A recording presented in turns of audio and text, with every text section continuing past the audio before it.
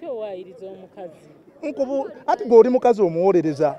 Kati asse agala kutta biroto bya bannayuganda nze mbadde nteekedde bannayuganda. Biroto ki by'obadde olina ku bannayuganda? Bannayuganda nabadde mmaze eddiiru muno mwabaddemu ekipapula kye nakola ne UAE diiru na kipapula nakyo yakiggyeemu. Naye empapula z'obuyigiriza oleese fayiro nkaluzizi.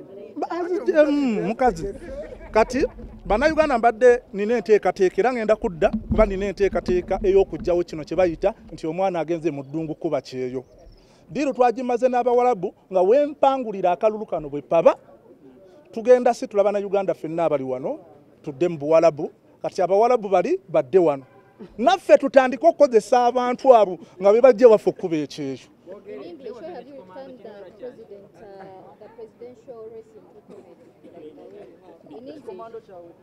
It's not comedy. This is a serious business. Mulunyankole kibaita serious note. I'm not joking, by the way. I'm serious. I'm coming for president of Uganda 2026. Ketonye kagwake. Wano tebagabaawo mmere kyekisooka mu nsi muno weetegekeranga ekikomando kyano kyakirinamu makwali mbadde mu bakulu nga bali mu kusunsula ngamba wayi sijja kiriira nnyo wali. Kakati kino tulaba nti bakuganye didako twabuuza omwomo kale sooka omubuuze. Okay, tulaba nti bakulemesezza okusunsulwa olwali ngenda kuvaayo tebakuwadde empapula zagenda kunoonyezaako mikono naki tugambe nti olwokano oluviiriddemu ddala. Sisobola kati bano nabo balaka balina enkwe naye nze ninayo enkola endala. Ffe mu Buganda tukiririza nnyo mu bajjajjaffe abaafa.